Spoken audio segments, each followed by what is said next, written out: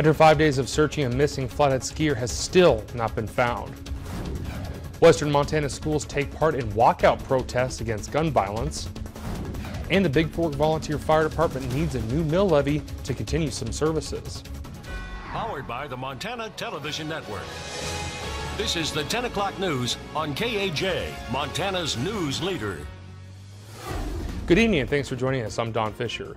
5 days of looking have turned up nothing in the search for missing skier Jonathan Torgerson, but as MTN's Nicole Miller reports, responders aren't giving up hope.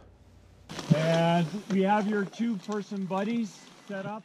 A 5-day search in the air and on the ground for missing skier Jonathan Torgerson, who disappeared Saturday near Big Mountain, continued Wednesday. It's our job to bring him home to his family. Hopeful to find the 62-year-old, Flathead County Sheriff Chuck Curry has led the 5-day search. He says Wednesday searchers ramped up ground efforts with more thorough sweeps of areas previously searched. Searchers today will be slowing down a little bit. In essence, going tree to tree. Temperatures in Kalispell Wednesday morning hit -10. While the extreme conditions are trying on searchers, Curry says they're prepared. There's a saying that there's no such thing as bad weather, there's only bad clothing. So it's just a matter of all of our volunteers, all of our searchers are used to being out in extreme conditions, and it's just a matter of having the right number of layers and the right clothes on. Searchers are looking in an area referred to as the Kona area. The area we're searching is a fairly popular out-of-bounds area skied by backcountry skiers.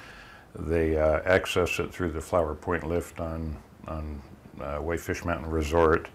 It's about 350 to 400 acres, fairly steep, pretty heavily treed.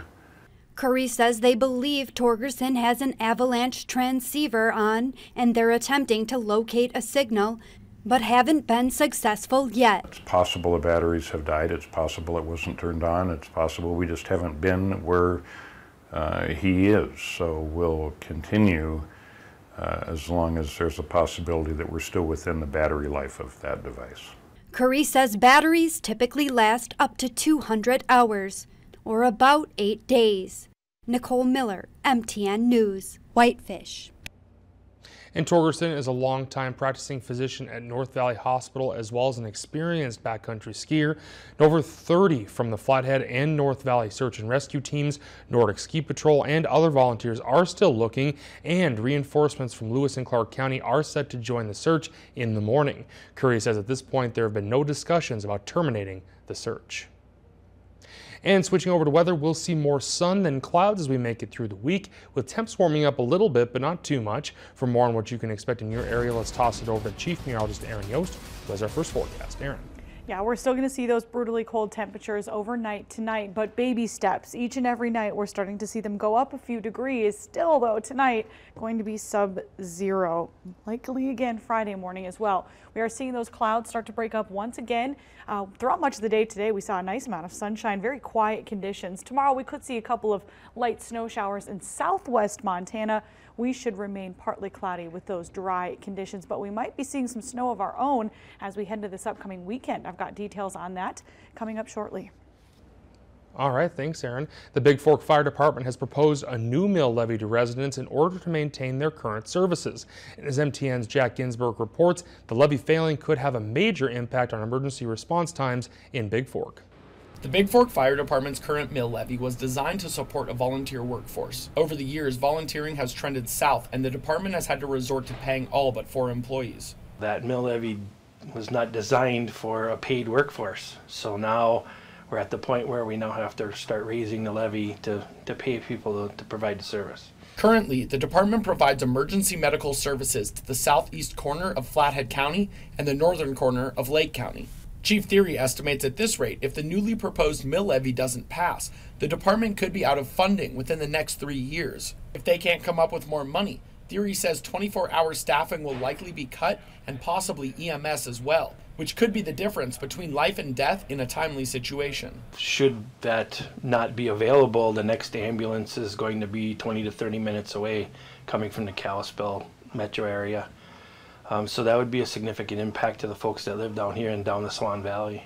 Not only has the amount of volunteer staffers decreased, the number of calls they receive annually has grown rapidly, requiring more funding. Due to our call volume, there's also a need to grow a little bit because, as with everything else, the number of calls per year are going up, and they will continue to grow up.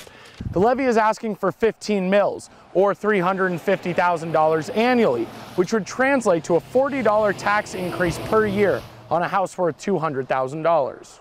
Theory says a lot of times residents see tax increases as negative or useless, but believes this levy will benefit the community. All we're asking for here is the basic funding for us to continue providing the service that we're currently providing and not have to lose any of it. We will just have to wait and see till May 8th when voters decide if they want to pass this mill levy or not. Jack Ginsburg, MTN News, Big Fork. And the fire department has been providing emergency medical services to the area since the 1970s. Students at Missoula High Schools walk out of class today to remember the 17 people killed at a Florida high school last week. At noon today, students from Hellgate and Sentinel joined other high schools around the country in holding a walkout. The walkout comes in response to last week's mass shooting in Broward County, Florida, which killed 17. Students gathered on both sides of the Higgins Avenue Bridge holding signs and chanting for gun control. The purpose, they say, is twofold: to protest gun violence and show support for the victims of last week's shooting. Students say that they are frustrated with the lack of action regarding gun control, and that it's time for their voices to be heard. It's a stand of solidarity with Florida and saying that they're not alone and that we want to see change too. There's not just them alone in this fight, and that students are working together. We're the next generation coming into the world, and the importance of us doing this is to show students all over the country really that we have a voice. And Big Sky High School students also staged a walkout in solidarity. They moved down the street to C.S. Porter Middle School, where they held signs on Reserve Street. And Big Sky students told us that they believe that the walkout could bring awareness to their displeasure with school safety and open a dialogue to fix the problem. Have to come to school scared, and that is that should be somebody's #1 priority, is to make sure the kids of our schools aren't scared, because that should be the last place they should be scared.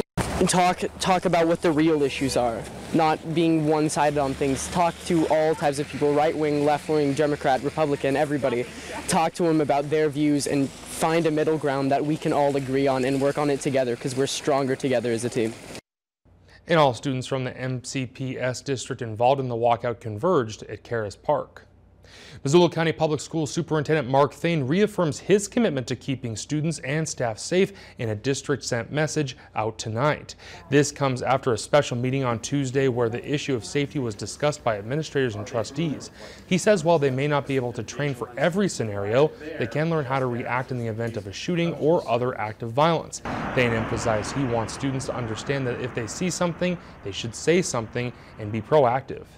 Preventing episodes of mass violence requires us all to be vigilant. I commit to you that we will continue to work to improve the safety and security of our facilities, to train our staff through the active resistance protocols, and to tend to the social, emotional, and behavioral needs of all of our students. And Thane says he believes the community can make a difference and encourage people to reach out to those who may need some support. Threats made on social media and directed towards Darby School this morning triggered many parents to pull their kids out of school for the day. However, classes will be in session tomorrow after investigators identified the device that posted the threats 100 miles away. MTN's Augusta McDonald was in Darby today and brings us the report.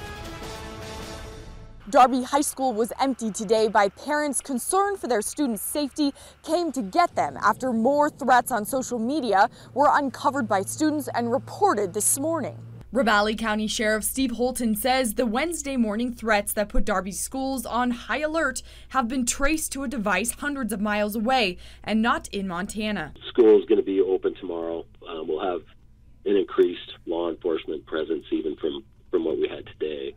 By all indications now, I think that the threat is mitigated to the point where it's completely safe to go to school in Darby. He says investigators from out-of-state agencies are now working to identify the person. About 10:30 a.m. Wednesday, a student brought a threat made toward Darby schools that they discovered on social media to administrators. It was similar to those made by McLean William Kaiser, an 18-year-old senior who was arrested on Monday for threats he made about shooting people at school in recent weeks. The school contacted parents and many came to pick up their students for the day. It's a really challenging situation to have the responsibility, and we feel that weight of responsibility for the safety of all the kids. Investigators are working to determine if Kaiser and the unidentified person know each other. We're just not going to tolerate it. We're gonna take social media threats very seriously, and if we have to take a team of investigators and pull them off of every other case they're working and put it on just like we did today, we're going to track down where it originated from, and then we're going to do everything in our power to make sure that criminal charges are pressed on those people. Augusta McDonald, MTN News, Darby. And the Sheriff's Office encourages people to continue reporting any threats they hear or see on social media. Meanwhile, Granite County sheriffs are investigating a threat made to Phillipsburg school students. The threats are directed towards a group of students and were made by a juvenile under the age of 18. He is being charged with 1 count of felony intimidation and 3 counts of misdemeanor assault. While no students were harmed, Granite County Sheriff Scott Dunkerson says all threats will be taken seriously. No, they were not made on social media. They were made directly to some students in the school. Any and all threats directed at any of the schools in our jurisdiction are going to be taken very seriously. And Phillipsburg Public Schools Superintendent Mike Cutler sent out a statement this evening saying, quote, "At no time did we believe any student or staff member was in danger. We take every situation seriously and will act to notify law enforcement as soon as we become aware of any potential threats. We will update parents as soon as we can about issues impacting the school environment. However, we want to ensure that we provide factual information to parents." And Cutler's full statement is available on our website. The juvenile is being held in a youth facility out of the area, and the investigation is ongoing. Coming up, Erin says we will see some sun, but it will also be cold tomorrow. Her forecast for the rest of the week is next. And coming up later in the show, we'll remember the influential life-famed evangelist, Pastor Billy Graham. Stay with us.